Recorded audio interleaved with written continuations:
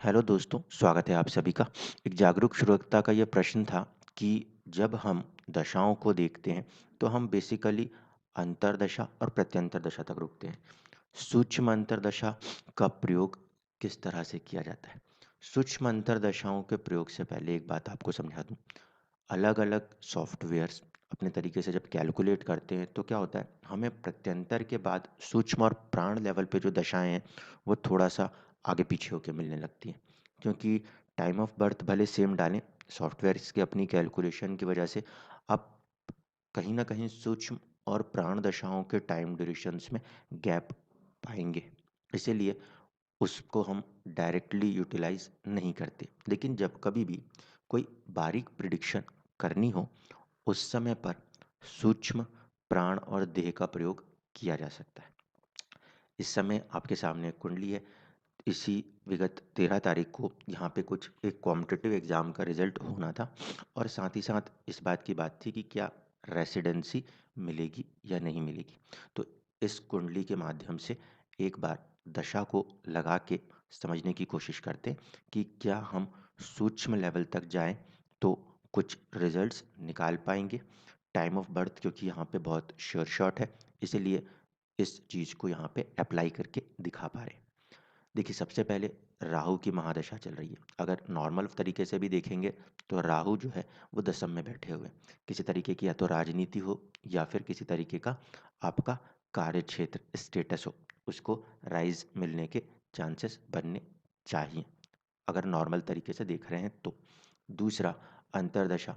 अंतर्दशा जो है वो इस कुंडली के अंदर कहीं न कहीं रूल्ड हो रही है शनिदेव के द्वारा।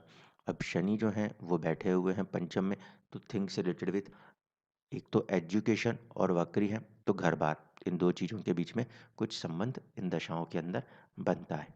ठीक, तीसरे लेवल पे अगर हम आएँ तो हमें दिखाई देते हैं शुक्र। शुक्र जो है वो इस लगन कुंडली में 12th हाउस लॉर्ड होते हैं और 7th हाउस लॉर्ड होते हैं। इस लिहाज से अगर देखा जाए तो लगन कुंडली के मुताबिक किसी प्रकार की लंबी यात्राएँ और दूर हटने की कोशिशें हो सकती हैं। सप्तम का प्रभाव और साथ ही साथ कहीं न कहीं आपका 12th हाउस का प्रभाव काम करता हुआ सा नज़र आता है। फिर शुक्र में फिर से शुक्र है, तो चीज़ वही रिपीट हो गई, ठीक है? अब यहाँ तक हम पहुँचे हैं, सूक्ष्म पूरा किया हमने। सूक्ष्म के बाद हम जब यहाँ पे आगे बढ़ते हैं, तो 13 मार्च से लेके 14 मार्च के बीच चंद्रमा का प्राण है। चंद्रमा का प्राण होने में चंद्रमा जो है, वो भाग्य का समर्थन देता हुआ नज़र आता है और साथ ही साथ किसी तरीके की साझेदारी, पद प्राप्ति या लंबी यात्राओं का इशारा करता है, स्टैटिक चार्ट के हिसाब से। अब इसी चीज़ को एक बार चंद्र कुंडली से भी देख लीजिए।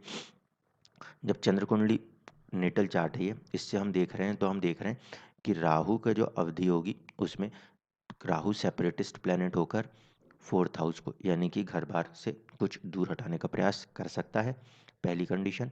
दूसरी कंडीशन, शनि जो हैं वो इस कुंडली में योग कारक होके लाभ भाव में बैठे हैं, तो again something related with the job and status होता हुआ नज़र आ सकता है। शुक्र की बात करें तो शुक्र भाग्य में बैठे हैं और चंद्र कुंडली में वो छठे भाव के स्वामी हैं। नौकरी से जुड़ी हुई कोई बात हो सकती है चंद्र कुंडली के आधार पे। तो शुक्र, अगेन शुक्र का यही सेम फॉर्मेशन, ठीक है? और फाइनली मून। मून जो है वो 3rd हाउस लॉर्ड होकर कहीं न कहीं उच्च राशिस्थ हैं, तो किसी तरीके से छोटी यात्राएँ जो तीसरा भाव दर्शाता है, इसके होने की संभावना चंद्र कुंडली से भी दिखाई देती है। ठीक है, अब यहाँ तक इस फॉर्मेशन को आने के बाद हम यूज़ करेंगे ट्रांज़िट चार्ट।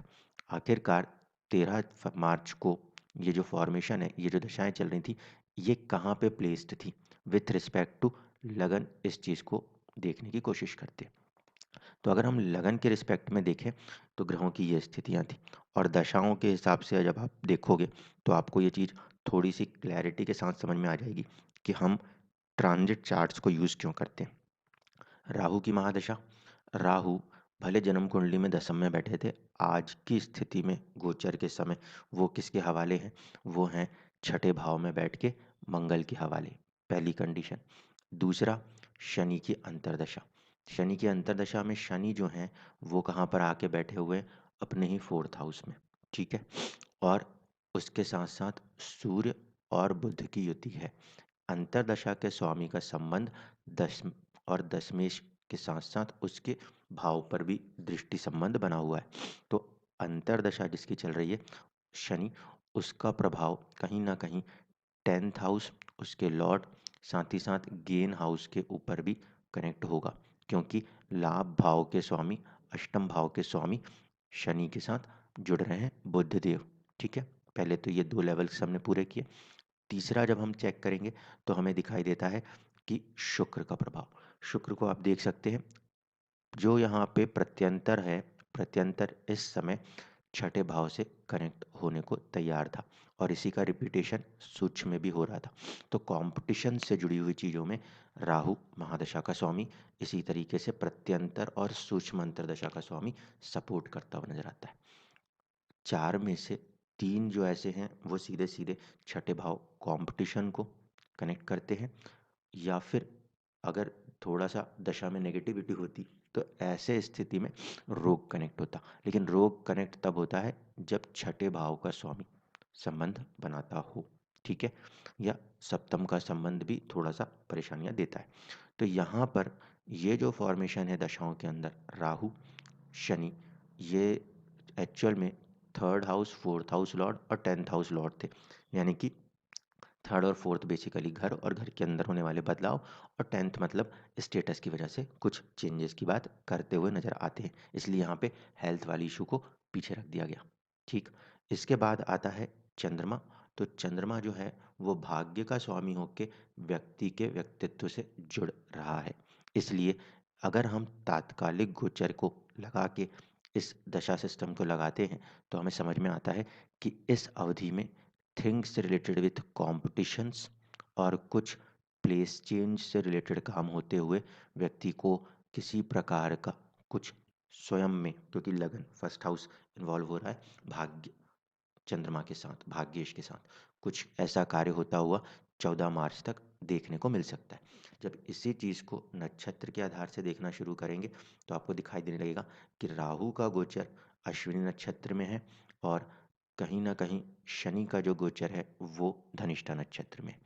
राहु का गोचर अश्विनी नक्षत्र में होने की वजह से अगेन जो केतु के साथ उसका संबंध है, केतु इसमें 12th हाउस में दूर हटाने का काम कर रहे हैं, और अगर ध्यान हो तो ओरिजिनल लगन कुंडली में केतु जो है 4th हाउस में बैठे हैं। तो राहु का प्रभाव केतु के ऊपर से होते हुए घर से दूर हटाने की कोशिश कर रहा है। दूसरी तरफ शुक्र जो है उसका भी प्रभाव केतु के हवाले है, जो कि इस समय प्रत्यंतर और सूक्ष्म अंतर दशाओं के रूप में चल रहे थे।